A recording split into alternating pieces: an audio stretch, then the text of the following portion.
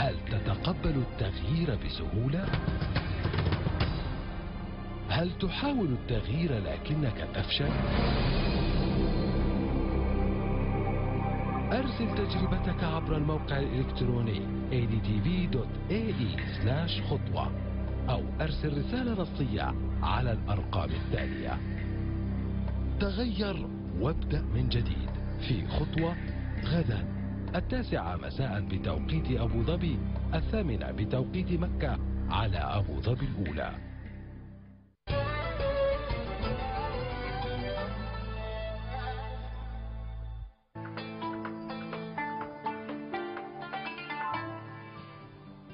مشاهدينا من جديد نرحب بكم ونصبح عليكم بالخير. وتتعدد وتتنوع أنظمة التغذية الخاصة بالرجيم، وقد زادت بشكل ملحوظ في الآونة الأخيرة، فبتنا نسمع بأسماء كثيرة جدا وعجيبة وأنظمة رجيم وحمية غذائية خاصة بالتنحيف عديدة جدا.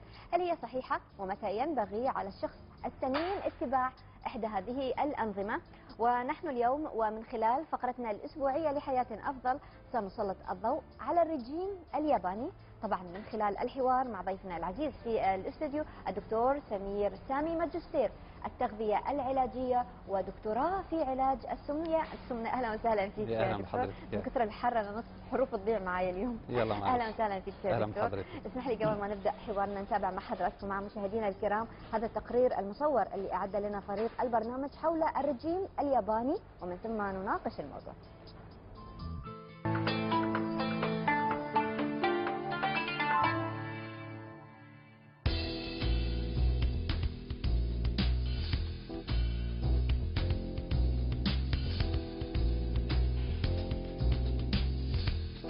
يرى الكثير من أخصائيي التغذية أن المطبخ الياباني من أكثر المطابخ توازنا على المستوى الصحي في العالم، فاليابانيون يأكلون نوعية أفضل من الطعام وبكمية أقل من معظم المطابخ الأخرى.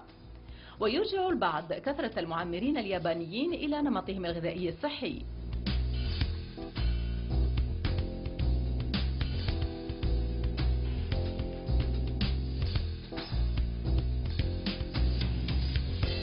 يذكر أن كمية السمك التي يأكلها الياباني تبلغ 50 ضعفا لما يأكله الأوروبي، كذلك فإن كمية الأرز التي يأكلها تبلغ 17 ضعفا لما يأكله الأوروبي.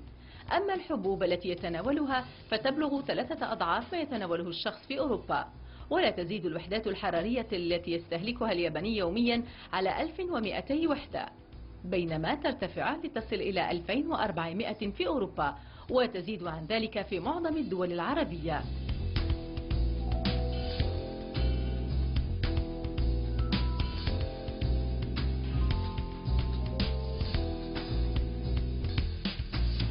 الرجيم الياباني يفقد من 4 إلى 5 كيلوغرامات، ويؤكد أنصار الرجيم الياباني أن متبعه يفقد بين 4 إلى 5 كيلوغرامات من وزنه خلال شهر دون أن يؤثر ذلك على نشاطه العام، بل على العكس من ذلك، فالنظام يمنح طاقة كبيرة ويحول دون بروز البطن، فهو مثالي لمكافحة الانتفاخ. ولكن يتوجب على من يختار اتباع هذا الرجيم مدة تزيد على 4 أسابيع أن يتناول قرصا إضافيا من الحديد.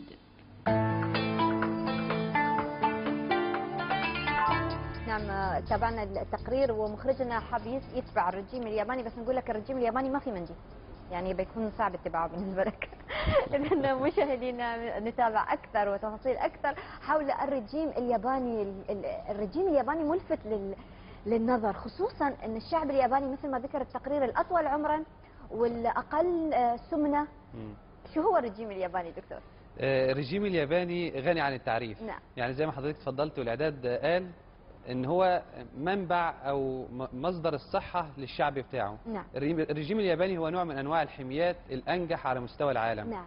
اللي حقق نجاح بدون ترك اي اثار سلبية. نعم. فهو حمية غذائية بيحتوي على جميع العناصر الغذائية، بيحتوي على البروتين، بيحتوي على البروتين الحيواني والبروتين النباتي. نعم. بيحتوي على الكربوهيدرات اللي هي من انواع المعقدة اللي هي بتاخد وقت على ما يحصل لها امتصاص، عكس الكربوهيدرات البسيطة اللي هي بتسبب السمنة. نعم. بيحتوي على الخضار، بيحتوي على الفواكه، بيحتوي على اهم شيء بعض المعادن اللي هي بتحافظ على سلامة الحرق داخل جسم الانسان. نعم. وده اهم ما يميز الرجيم الياباني. فهو حمية صحيحة من الدرجة الاولى. دكتور تحت الهواء سألتك، ولكن الأكل الياباني فيه طحالب وفيه أمور يمكن نحن غريبة علينا أو على مجتمعاتنا العربية، وممكن ولو أنه مش صعب أنك تحصل عليها من خلال المراكز المتخصصة لبيع الأغذية، ولكن كيف نوفق بين الرجيم الياباني وطبيعتنا نحن كعرب؟ الله ينور عليك في السؤال الجميل ده. أشكرك. هو لفت نظري لهالموضوع. لا حلو السؤال جميل. هو الميزه في ان الدكتور او الباحث او المختص في علم السمنه او علاج السمنه، نعم. انه ينتقي من كل رجيم ما يناسب الفئه بتاع المجتمع، ليه احترام عادات وثقافات المجتمع. نعم. بكل ظروفها. المجتمع العربي له ثقافته في الاكل، برياني المجتمع صحيح، المجتمع الاوروبي له ثقافات، المجتمع الياباني له ثقافات.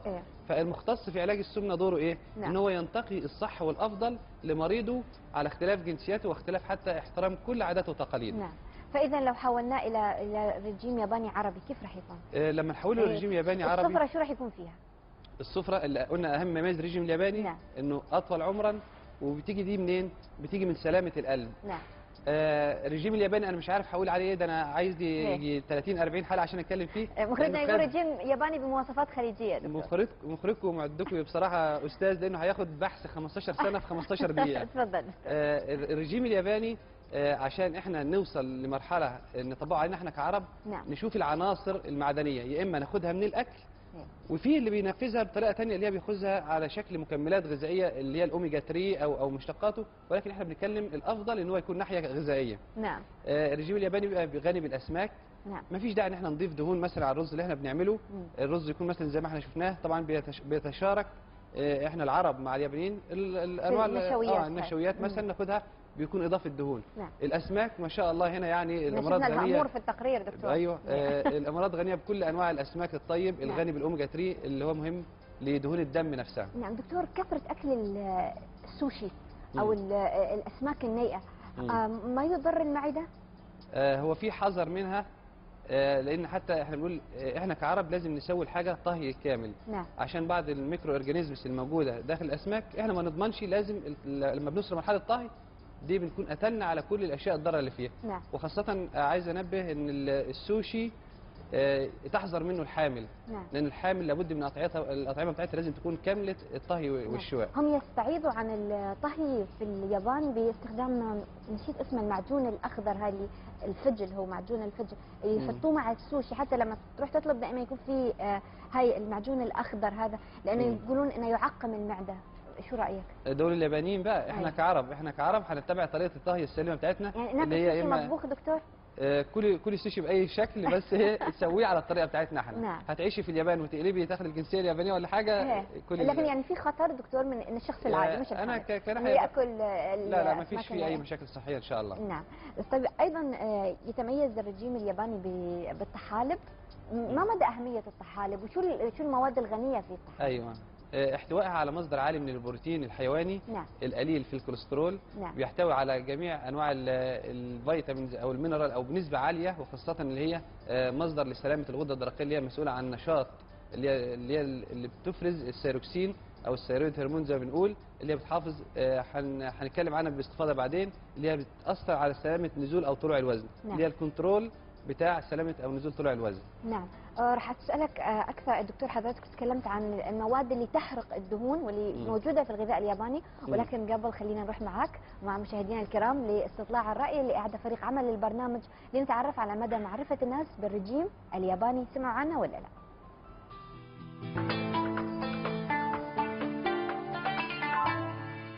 الرجيم الياباني هي مأكولات بحرية، هي صحية جدا. الرجيم اللي بيعتمد على أكل السمك ومن دون الخبز طبعا، ومن دون الرز والشغلات اللي بتعمل سمنة بالجسم.